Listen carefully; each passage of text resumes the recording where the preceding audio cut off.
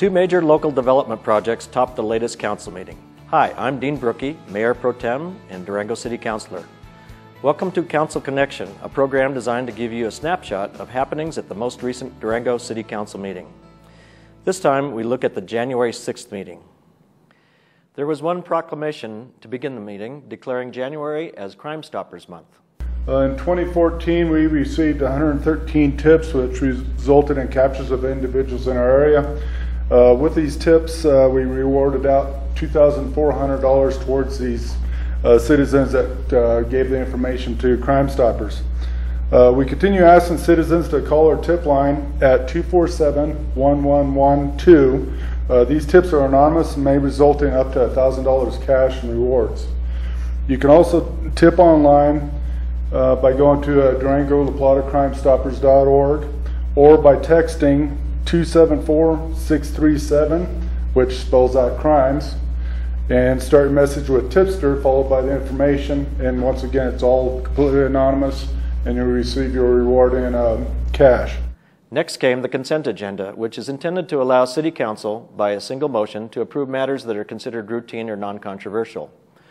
There is usually no separate discussion of these items unless a council member or a citizen requests an item to be removed from the consent agenda and considered separately. There were 9 mostly routine items. Councilor Rinderly asked that one item be removed. That was a resolution in support of Lake Nighthorse water delivery to the Ute Mountain Ute tribe. Assuring the delivery of that water is one of the keys to development of recreation at Lake Nighthorse. Ute Mountain Tribal Chairman Manuel Hart and Tribal Council Member Regina Lopez Whiteskunk both addressed Council concerning the resolution. It serves 2,100 enrolled members, and our land base is about 600,000 acres, but we only have one river coming through our reservation, which is the Mancos River, and it's very limited based on water rights from senior water right owners and junior water right owners, and we gave up a portion of our water right so that the Dolores McPhee water project could be built also. So the Dolores water project also gives us some water, but that only goes to the community of Toyac. We also have a process up on the mesa west of Red Mesa, Colorado, where we want to deliver some water, but we're running into some issues with the state of Colorado on the water compact and water laws.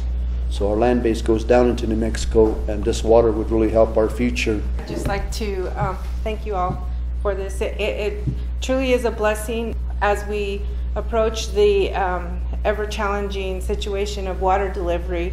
In the bigger scheme of everything, we always have to figure out how to pick up support and collaborate and partner with our neighbors. And in order for us to be good neighbors, we do need to make sure that we're well educated on the history and always keep in mind what the main purpose of the Animas La Plata and the Lake Nighthorse was, and that was for water storage and to always be mindful of some of the challenges. And we all know water is very precious. So with that, we appreciate the support and look forward to continuing to overcome the many challenges that we yet have in front of us. Thank you.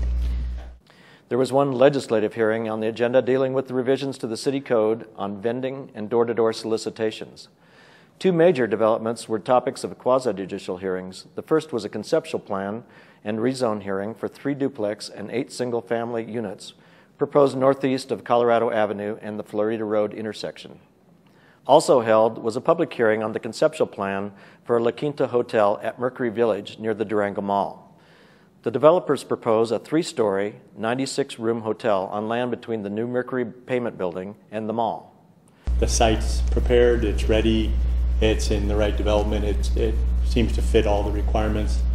It's been an absolute pleasure to work with them. The project looks great from our perspective. With the conditions that are proposed, I'm happy to say that Durango Mall is in support of the project as submitted with the currently proposed conditions, and will be welcoming them as neighbors. Both those issues and 2 other less significant issues were approved with no public comment. Lastly, Councilor Dick White mentioned the Chamber of Commerce annual awards event, Durango Rocks. It will be held Thursday, January 22nd at the Community Concert Hall. Tickets are still available online at durangobusiness.org. And of course, don't forget Durango's annual Winter Festival, Snowdown, which runs January 28th through February 1st. Snowdown draws visitors to our community from across the Four Corners and beyond. You can check out the events and other Snowdown info online at snowdown.org. And that's Council Connection for the January 6th Durango City Council meeting. I'm City Councilor and Mayor Pro Tem Dean Brookie. Thanks for joining us. Remember, you can contact your city councilors via email at citycouncil@durangogov.org.